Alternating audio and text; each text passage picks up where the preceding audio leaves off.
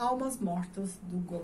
Olá pessoal, tudo bem? Eu sou a Camille do blog Que Vi do Mundo e hoje eu venho comentar a obra que vocês escolheram para nossa leitura conjunta, clube de leitura, seja o que for, já nem sei mais o nome das coisas. Vocês escolheram Almas Mortas de Google.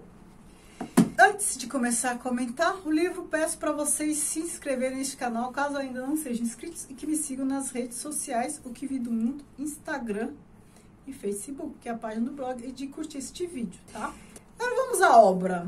Eu confesso que eu pensei que eu fosse gostar mais. É uma obra boa, mas eu pensei que eu fosse gostar mais dela. A gente tem aqui a história do Tchitchkov.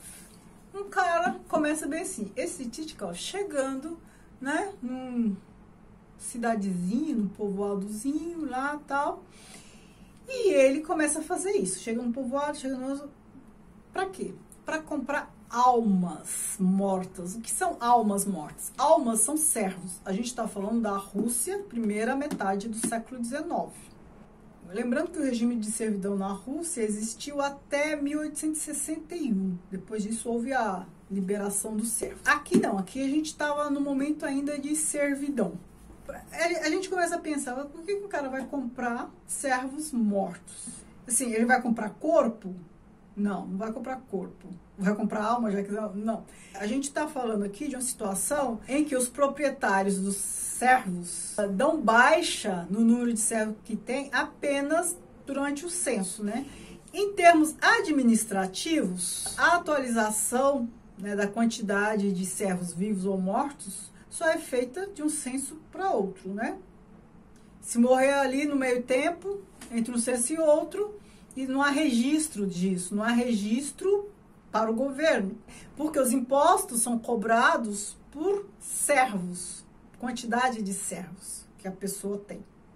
Aí você começa a pensar, ué, se é cobrado por quantidade de servo e esses servos ainda não foram assim debitados, esses que morreram, qual é a vantagem de o cara praticamente comprar a dívida do... E isso faz com que muitos questionem. Então ele vai num lugar tentar comprar servo, vai no outro tentar comprar servo. Então tem gente que começa a rir, cada um tem uma reação. Começa a rir, tem outro que acha um negócio muito doido, desconfia, tem outro que quer tirar proveito, olha, tá querendo comprar, por mais que queira comprar por um valor baixo, se ele tá querendo comprar, é porque isso aqui vale muito mais do que realmente ele tá oferecendo, né? Então tem de tudo. Aí a gente descobre que esse Tchitchkov, ele era, antes de começar a comprar esses servos, ele era um funcionário da alfândega, que foi exonerado a bem do serviço público porque se meteu lá numa falcatrua. E a gente está falando de um país no momento em que ser funcionário público é um cargo de um status bem razoável na Rússia do século XIX. Um status de pequeno burguês. Então a gente tem os servos, os grandes proprietários rurais, a aristocracia rural, e a gente tem pequenos burgueses, os que trabalham no serviço público, uns que tem um comércio ou outro assim. A gente não tem grande burguesia na Rússia, mas a gente tem pequenos burgueses. Então, assim, era um cargo de destaque e ele perdeu. Aí ele começa a comprar almas mortas. E a gente fica sem entender por quê. Quem vende para ele também fica sem entender por quê. Mas pro fim a gente descobre. E aí eu vou dar spoiler, gente, porque nesse caso é bobagem. Bobagem. Se você não gostar de spoiler, hipótese nenhuma, então você pula essa parte. Por que ele compra? Ele quer ter essas almas, a gente está falando aí de umas 300 almas mais ou menos, ele compra um pouquinho de cada e tal, o que aparentemente é um negócio nada lucrativo, sem sentido, mas ele quer ter essas almas para conseguir um empréstimo no banco.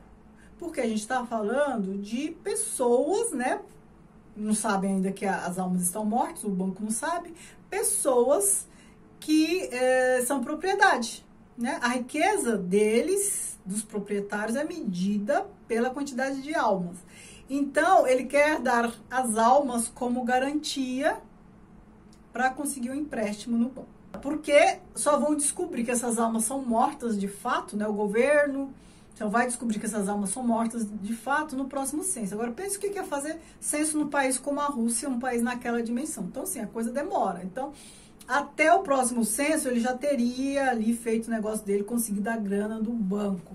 Então, a gente pensa, é um cara que vive de golpes. Ele já tinha um cargo público, se deu mal, né? Porque tentou fazer falcatrua lá. E agora, novamente, ele tenta dar nó, né?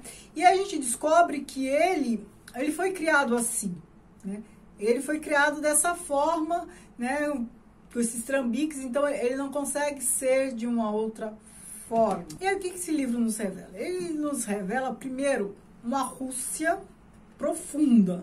O que é uma Rússia profunda? A gente está no século XIX, um período em que várias nações buscam sua identidade nacional, buscam conhecer. Então, assim, um Brasil profundo, uma Rússia profunda, uma Alemanha profunda. E como é que descobre isso? Se enveredando ali pelo país afora, que é mais ou menos o que o Tchitchkov faz.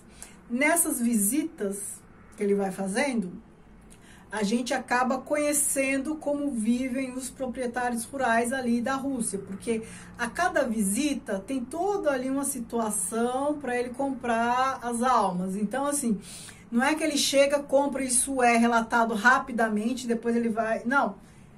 Para cada situação tem todo ali um mise-en-scène, em que as coisas são detalhadas e aí faz com que o leitor conheça um pouco. Hoje, pra gente, Brasil, século XXI, isso talvez não signifique nada.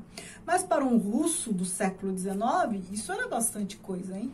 A gente está falando de um país que vivia em plena aristocracia rural, um regime quase feudal no século XIX. E é um livro que nos ajuda a conhecer a Rússia. Agora, por que um personagem assim, esse arrivismo? O que isso revela de Gogol? Ele era um grande escritor da Rússia, considerado um dos maiores, e ele é de uma geração pré-Dostoiévski, pré-Tolstói.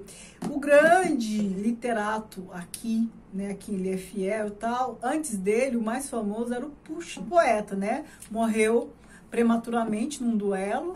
A gente tá falando de um cara que não era revolucionário, que não era nada a ver com Dostoiévski, nada a ver com Tolstói, nada a ver com esses caras ali que a gente conhece bem da literatura russa, Mayakovsky, nada. Ele está num período bem anterior. Mas ele é considerado um dos grandes autores da Rússia.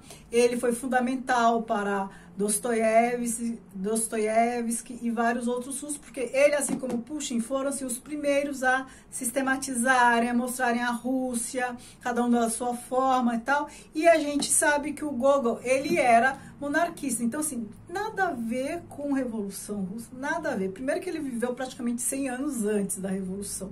E mesmo vivendo antes, ele não tinha esse espírito revolucionário. Ele defendia a monarquia. Então, ao criar um personagem como esse, o Tchitchkov, ele, na verdade, ele está fazendo uma crítica. Isso para ele, este perfil não é um perfil de herói. Para ele é um anti-herói.